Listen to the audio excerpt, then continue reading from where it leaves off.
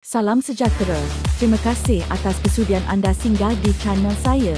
Jika anda seorang penggemar sukan bola sepak tanah air, bantu saya tekan subscribe kerana setiap subscribe anda itu sangat berharga.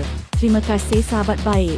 Timnas Indonesia dilaporkan berminat untuk menguji kekuatan Harimau Malaya pada bulan September ini. Perkara ini dilaporkan oleh ASEAN Football mengenai usaha pasukan bimbingan Patrick Kluivert untuk berdepan Malaysia dalam satu kejohanan 3 penjuru yang bakal diadakan tahun ini. Kejohanan yang dijadualkan berlangsung pada 1 hingga 9 September itu adalah dalam kalendar FIFA dan melibatkan penyertaan 3 negara iaitu Indonesia, Malaysia dan juga jago Timur Tengah, Lubnan. Situasi ini boleh berubah sekiranya Indonesia berjaya melangkah ke pentas akhir Piala Dunia 2026.